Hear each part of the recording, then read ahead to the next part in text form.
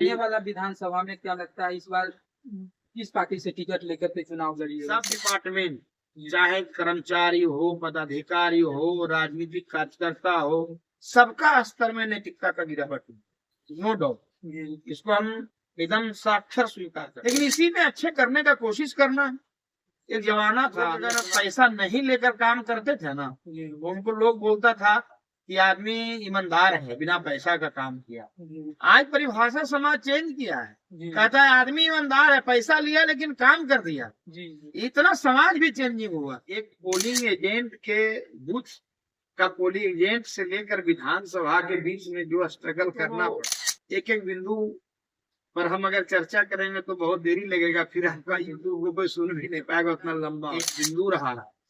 दिनकर की एक पंक्ति को मैंने बराबर पढ़ता हूँ, बोलता लोग कि छतरी वही भरी हो जिसमें निर्भयता की आग, छतरी वही भरी हो जिसमें निर्भयता की आग, और सबसे श्रेष्ठ वही ब्राह्मण है जिसमें हो ऊंच नीच का भेद न माने, वही श्रेष्ठ ज्ञानी है, दया धर्म भरी हो जिसमें। मैं तो नौजवान जो भी पॉलिटिक्स करने के लिए चला, मैं उन्हें एक बात जरूर कहूंगा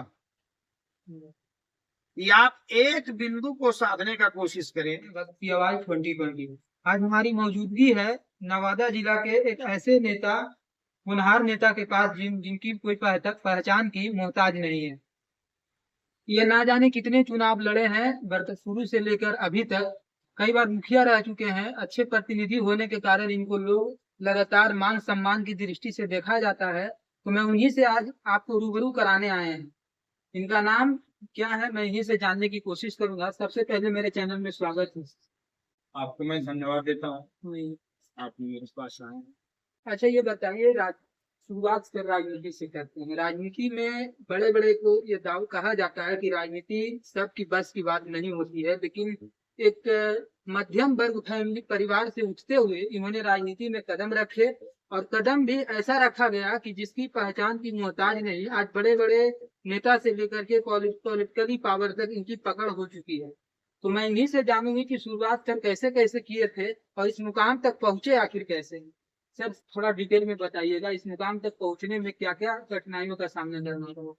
देखिए, राजनीति का हर एक तरह का अलग अलग दृष्टिकोण है, सब व्यक्ति का राजनीति अलग अलग।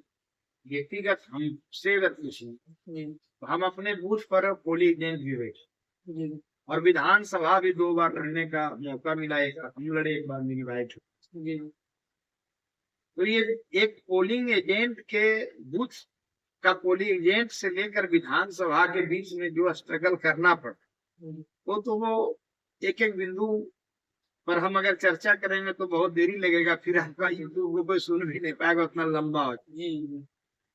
ये आज भी हम बताता हूँ कि देखिए, विचारधारा कमजोर होती जा रही है, धन बल की बदौलत पॉलिटिक्स शुरू है, लेकिन किसी भी क्षेत्र को अछूता नहीं कर सकते। विचारधारा कमजोर जरूर हुआ है, मरेगा नहीं। आदमी को कर्तव्यनिष्ठ होना चाहिए। हमारा तो शुरू से पॉलिटिक्स जब से हम किया हूं तो मेरा एक बिंदु रहा है। दिनकर की एक पंक्ति को मैंने बराबर पढ़ता हूँ, बोलता लोग कि छतरी वही भरी हो जिसमें निर्भयता की आग, छतरी वही भरी हो जिसमें निर्भयता की आग, और सबसे श्रेष्ठ वही ब्राह्मण है जिसमें हो ऊंच नीच का भेद न माने, वही श्रेष्ठ ज्ञानी है, दया धर्म भरी हो जिसमें वही। और मैं तो नौजवान जो भी पॉलिटिक्स करने के लिए चला, मैं उन्हें एक बात जरूर कहूंगा कि आप एक बिंदु को साधने का कोशिश करें कि आप सबका हैं, सब मेरा। और मैं यही काम किया, सब मेरा सबका मैं।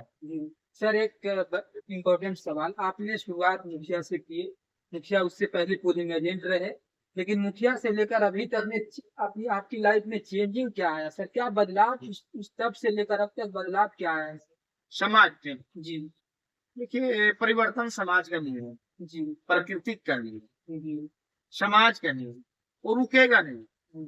आज जो व्यक्ति अब जिस समय 1000, 2000, 4000 रुपया महीना में जिसको खर्चा हो जाता था, वो 1 लाख रुपया में खर्चा भी उसी तरह से खर्चा में काम चला। जी तो नेचुरली है, वो प्राकृतिक चीज है, उसको कोई रोक नहीं सकता। बदलाव तो निरंतर होते जाए।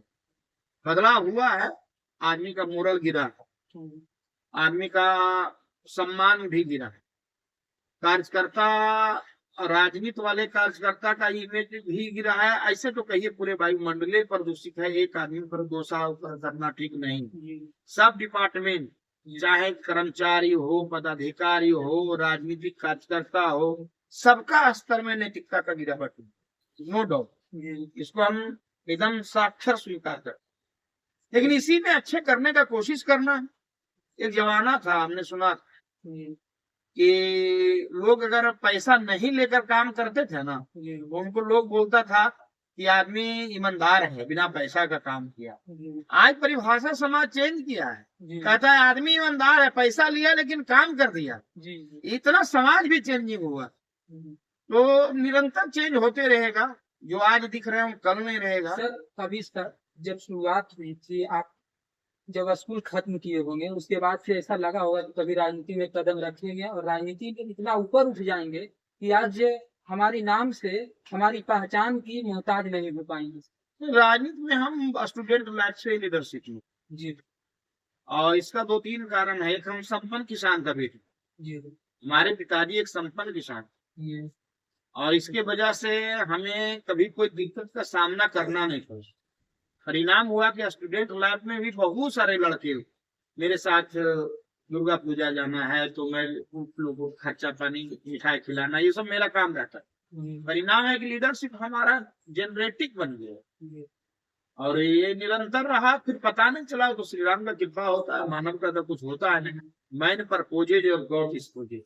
मनुष्य प्रपोजल तैयार कर सकता है, डिस्पोजल तो प्रभु। श्री राम का कृपा, जा पर कृपा राम का होई, ता पर कृपा करे सब कोई। इसलिए प्रभु का कृपा के बदौलत अपनी कर्मठता, अपनी ईमानदारी। आने वाला विधानसभा में क्या लगता है, इस बार किस पार्टी से टिकट लेकर के चुनाव लड़िएगा सर? देखिए, हम तो जब भी चुनाव लड़ूंगा तो बीजेपी से, जी और यहाँ गठबंधन की सरकार है, तो गठबंधन जो तय करेगी। अगर गठबंधन हमको टिकट देगी तो मैं चुनाव लड़ूंगा, नहीं देगी नहीं लड़ूंगा। जो गठबंधन का निर्णय है वो सम्मान है, उसके लिए प्रदेश से देश तक सारे नेता की अपनी जिम्मेदारी होता है। हम तो एक साधारण कार्यकर्ता, हमारी तो उसमें रोल है नहीं। तो एक और सवाल है सर, तो बताइए ये कि आपने चुनाव लड़ना जब से शुरू किए हैं तब से लेकर अभी तक कई नेता अटकलें लगा रहे थे कि इस बार शायद जीत जाएंगे, लेकिन कहाँ वैसी कौन सी बिंदु पे चूक होती है जहाँ पे शायद जीत होते होते आपकी हार हो जाती है? देखिए, राजनीति में एक भी तो नहीं होता है। कभी कभी राजनीति का कुछ व्यक्ति का चयन में परेशानी होता है, कुछ व्यक्ति का, पार्टी का कहीं कहीं कोई बयान हो गया नेता का, उससे गिरावट हो जाती है। कभी कभी किसी और गठबंधन के लोग का हवा तेज हो जाता है, इसके चलते अगला आदमी हो जाता है। चुनाव हारने का बहुत सारा कारण होता है, और हम समझते हैं कि कहीं कहीं जरूर कुछ कमी होगी, इसकी वजह से चुनाव होने के। तो बहुत बहुत शुक्रिया, हमारे साथ जुड़े हुए थे बीजेपी के सबसे शानदार लीडर करने वाले नवादा जिला के रंजीत प्रसाद यादव जी, जिन्होंने बताया कि हम विधानसभा चुनाव 2025 में लड़ेंगे। अगर टिकट मिला तो जरूर लड़ेंगे, नहीं मिला तो इसका नहीं लड़ेंगे। लेकिन आपको बता दें कि ये एक नेक दिल के इंसान है, और साथ ही साथ एक प्रतिभाशाली कार्यकर्ता हैं। दोस्तों, मैं आपको बताते चले कि अभी हम नवादा जिला में उपस्थित हूँ और माननीय सर्वोच्च नेता रंजीत प्रसाद यादव जी का इंटरव्यू ले रहे थे। इसी वाणी के साथ हम विराम देना चाहता हूं। आप देखते रहिए वक्त की आवाज 2020 को। लाइक, सब्सक्राइब और शेयर करना मत भूलिएगा, और ऐसे ही वीडियो को देखने के लिए बेल आइकन को भी दबा दीजिए।